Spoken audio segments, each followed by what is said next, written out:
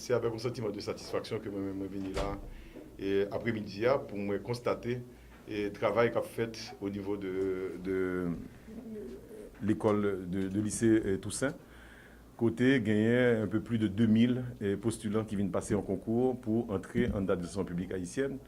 Alors que première catégorie de monde que nous allons recruter, c'est 50 yoé. Donc, il y a quand même 2000 qui viennent. Et suivant l'information que je reçois de directeur OMRH, c'est quand même jeune 3 docteurs qui viennent postuler, qui viennent passer concours, pardon. Nous gagnons une cinquantaine de monde avec maîtrise qui viennent passer concours et le reste, c'est des gens licenciés de toutes les écoles du pays qui viennent. Nous gagnons une cinquantaine qui sont sortis de la diaspora, c'est-à-dire des gens qui étaient partis, qui étaient venus dans l'autre pays et qui quand même fait le voyage de retour pour venir passer concours d'admission. Ça. Nous,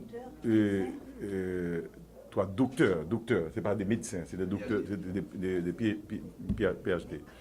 Donc c'est quand même un signe que la population commence à prendre confiance dans l'institution et que vient passer concours. Et après remarqué que pour organiser concours ça, nous inviter COPUA, en tout cas des universités de PIA pour venir occuper de jury, de faire choisir examen et corriger examen et pour avoir meilleur cadre. Parce que nous n'avons pas besoin de rappeler, et tout le monde qui a regardé là, il a connaître que le pays qui fait meilleure performance au niveau mondial, c'est le pays côté administration publique qui est bien organisé. Et le problème, c'est que le fait que nous quittions mon rentrer dans l'administration n'importe qui gens, nous fait un peu de frustration, mais en même temps, nous pas permettre que meilleures décisions prennent au bénéfice de l'État. Et c'est ça qui fait que le président Jovenel Moïse, dès lors qu'il était fait campagne, il mettait réforme administration publique là comme une priorité, la première priorité. Et là, nous remarquons une première grande décision qu'il prend, c'est justement au niveau de OMRH, faire des réformes, inviter, recruter un monde de haut niveau et qui connaît l'administration, mais en même temps qui connaît l'université, pour qu'elle ait fait travailler ça. Et premier pas, c'est d'abord recruter une catégorie d'administrateurs civils et que le concours ça va permettre de dégager. Et après, là, le concours va continuer au cours de l'année pour que d'ici la fin de l'année, il y ait une douzaine de milliers de jeunes de différentes catégories, parce que quand même, les corps de métier de l'administration publique, on avait essayé de rajeunir, on avait essayé de faire un pile monde avec ambition pour la République, mais également qui gagne des compétences particulières pour venir, pour mettre au service de pays. Parce que nous connaissons bien, si nous voulons aller jouer un match de football, aller jouer un championnat, ne pas gagner un championnat, si nous ne pas mettre meilleures compétences sur le terrain. Et seul, pour jouer meilleures compétences, c'est faut mettre à l'épreuve. Et ces concours qui permettre de nous faire ça. Et quand pile monde dans le pays a fait des belles carrières, c'est parce que passer concours, c'est pas avantage, c'est pas faveur offert. Et ça va permettre que nous autonomiser les fonctionnaires, nous avons plus sens de responsabilité et qui va permettre que relever l'administration et déjà dans les yeux partenaires nous, mais déjà pour la population qui a des meilleures qualités de service. Donc, je dis tout le monde qui participe dans le concours, ça merci et que vous venez, mais surtout félicitations que vous faites premier pas. Et nous connaissons que a bien l'autre possibilité, même si 50 premiers ont fini de prendre, mais il y a une possibilité pour prendre une bande de l'autre encore après. Justement, monsieur Lalo, parce que le président a annoncé plusieurs fois qu'il y a plus de 12 000 qui pour aller à la retraite, or nous repoussé seulement 50 millions de l'emploi. Comment ça a fait pour nous remplacer nos qui vont aller à la retraite? C'est qui plan qui gagne ça? Et nous connaissons qu'un gros problème en Haïti, c'est que départ à la retraite, ça pose un problème pour un pile monde. Il y a des fois, c'est des débats émotionnels, mais c'est surtout qui fait que les gens ne peuvent pas aller. Mais souvent, les gens ne peuvent pas aller parce que prime de retraite n'est pas bien calculée et ils n'ont pas valorisé les gens suffisamment pour partir à la retraite.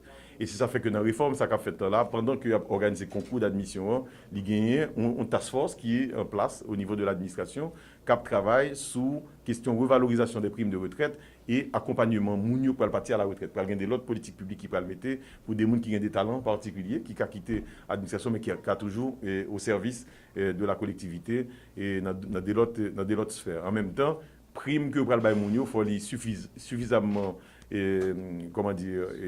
substantiel pour permettre que le niveau de vie ne pas détérioré parce qu'il n'y a pas de travail encore dans l'administration publique. Là.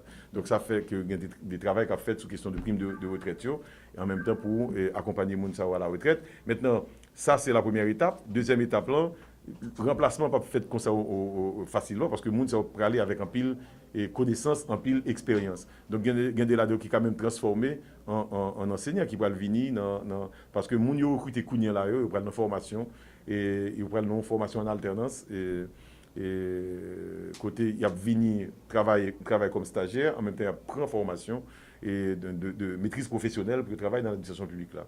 Et moun sa yo et qui parti à la retraite, il y a qui a tourné pour venir partager l'expérience avec jeunes qui a recruté dans l'administration publique là tout parce que dans tout pays c'est comme ça vous fait, ça veut dire qu'il y a des professeurs professionnels, mais on a gagné des cadres qui ont expérience, qui viennent partager avec jeunes qui viennent comment ils même résoudre des problèmes particuliers, etc. et dans l'administration publique. Donc, si vous voulez, son démarche dialectique, c'est jamais un bail linéaire qui a fait dans là, qui permet que, à la fois, les gens qui ont sorti, sont toujours au service de l'administration, et les gens qui apprennent, ils connaissent qu'il y a un apprentissage, pour permettre que l'élève là, il fait de qualité et avec enthousiasme que je viens venir vraiment pour relever le pays. OMRH, c'est processus de recrutement ça depuis le mois de juillet sous commande du président, bien sûr, qu'on représentait. Est-ce que qu'on y a là dans l'étape nous hier, OMRH, le président a garanti OMRH tout moyen pour y atterrir avec le processus ça, nous connaissons 50 millions par recruter, avec poursuivre formation, etc., qui sont capables de nous sur l'appui président ça à l'étape ça. Aïe, aïe, aïe. Et si vous voulez, c'est principal et réforme qui a fait pays à recamper. Et il ne faut pas oublier que ça qu'a fait l'État fort, c'est d'abord qu'il y a des institutions qui sont fortes. Pour que l'institution soit forte, c'est les gens qui travaillent dans le lieu qui vont appliquer les conditions, codes, règles, lois que vous faites. C'est la qualité de gens qui va le définir et force institution. Donc pour ça, il n'y a pas fait sans moyens. Donc de ce point de vue-là, oui. Comme c'est un bagage qui fait commencer, nous remarquons qu'il y a des hésitations sur la façon que pour le financer, mais dans la tête du président, dans la tête du gouvernement, du Premier ministre, dans la réunion qui fait sur question ça, c'est la première priorité du gouvernement de mettre les moyens qu'il faut pour relever l'administration publique haïtienne. Merci, M. Barou. Merci beaucoup.